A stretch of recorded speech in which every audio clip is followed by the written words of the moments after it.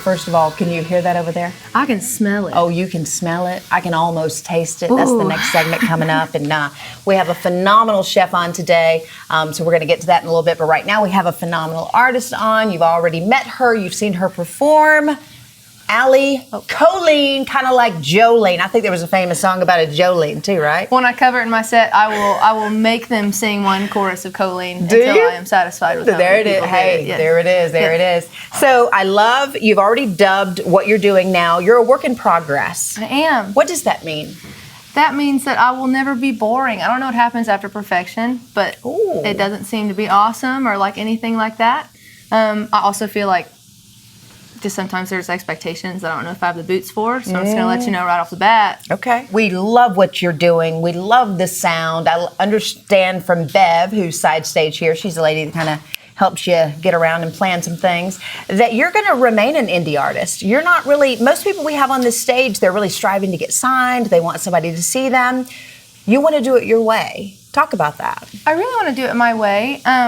Which I don't even know what that is yet, which I think is such a huge part of it. So I don't know how you would welcome in such a team like that, such a huge, amazing team that can cover grounds in 6 months that I can take 3 years to grow into. You know what I mean? So all that to say, we know who we are right now, and we know who we're headed towards. Okay. And it's just really important for us to keep that team kind of small and tight and sweet until we get there. Sure. You know, because I feel like once you have your product ready and good and labeled and perfect, then you can choose. Then you can choose and you can represent it well, and it already has a thing. You know, I feel like if I come a little too squishy, I'll just be molded around. There it is. That's the problem. Too many times when, you know, having worked in the television business myself, if you aren't careful, people can get a hold of you and try to make you something you're not. Absolutely. And I think it's great that you're taking that organic approach. I love your song titles. I mean, you've got songs like, you know, Don't Give Your Heart to a Cowboy, and then Make Me a Man. We'll get to that in a little bit.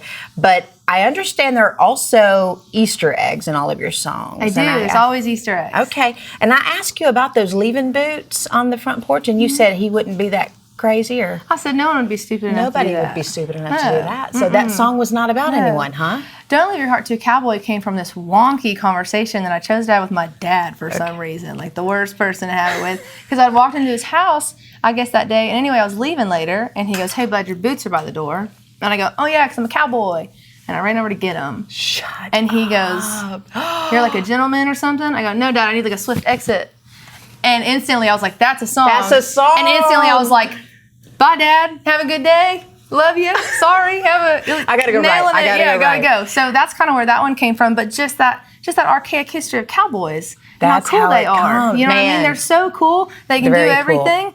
You just don't give your heart to them, for the love of God. Right. You know? Especially if they're rodeo or whatever and they travel a lot. Yeah. You definitely don't want to do that. See how they treat their tack. They're going to do the same thing with... Yeah. There it is. Come on. So Make Me a Man. I was a little confused by that one, and then I listened to it, and it was absolutely perfect, and it sounds like you wrote it maybe for mom or all moms. I did. Make Me a Man is this beautiful song that I got to take to Eric Dodd, who's one of my favorite co-writers.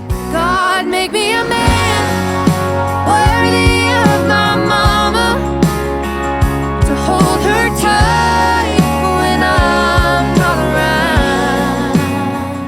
And so we got to work on it together, and it was kind of one of those songs where I brought it in that day, and I said, "Hey man, I know we always talk when we get here. I'm ready today. Like, I got it. I know what we're doing. I'm gonna play what I have. Okay. If it doesn't just like grab you, we'll write anything else. You know what I mean? I'm gonna keep this one for me." And just instantly we started on it, and he cared about it so much. But I did grow up with the privilege of watching my dad fall in love, and it was amazing, and it was beautiful, and it was kind, and it was really empowering to me as a daughter to see and all those things. Not the case for my mama. Yeah, Sandy Mull. Beautiful mama. She's dating, right? She is. My mom is taken. Okay. She has her man. My mom's still dating too, but she divorced many years ago and hasn't. Yeah, not ready to tie the knot. Before we play this song out, I always have to just step right up and say, "This is not eHarmony for my mom. Do not message her. Because it kind of feels Do not that ask way, me Mom. where she is." Because it did come from that season of me being a little kid. Like, it's my Yes. Christmas wish I've had since I was a kid. For God to make me a man for my mom. That's awesome. But I did get to grow up and all that stuff, and I have got to see my mama fall in love. Yes. Like, as an adult, and that's been so special. And so, as much as it's for my mama, and even for my bonus mama, to just remember that, like, my dad's got to be that man that God made him into for her, and that, and that kind of thing. And then also for all the kids, that have seen their parents, No doubt. you know, who have seen their dad be mom on Mother's Day or whatever the case is, and it's just for everybody. But Make Me a Man's really special. Yeah, those are great words and so encouraging, and that's what we want for our parents. And you've alluded to a stepmom. Your stepmom's Trisha Yearwood. Yes. Cool little cooking show and stuff. Does she really know what she's doing in the kitchen? Oh my gosh, she's amazing.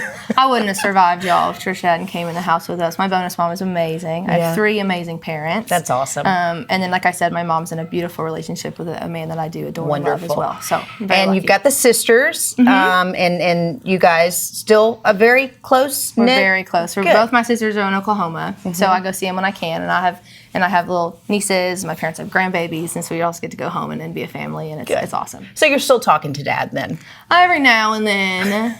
Yeah, no, he's my bud. He's my best friend. Brooks. Yes, that's awesome. You know what? He seems like a guy with a pure heart. You're a lady with a wonderful talent, and I have to tell our audience, I heard you sing. I heard you perform, and I said we've got to book her on the show. And it wasn't until I Googled you that I saw some pictures. So kudos, girl. I got to the you set. are so good. I got to the set. You were so kind. Yeah, You're like, hey, I didn't know. And I was like, oh, you don't know? I like pineapples on my pizza. And I'm like, okay, I love pineapples she hates on me my already. pizza. Yeah. We're so happy to be here. We can't thank you enough for fitting us into your awesome platform with all these awesome creative people as well. We love your music. We cannot wait to see where you go, and you're more than welcome to stay because we have a phenomenal chef if you want to sample. I was going to anyway. Thank you so much. Thank you, guys. She's not putting her leaving boots on right now, guys. We'll be right back.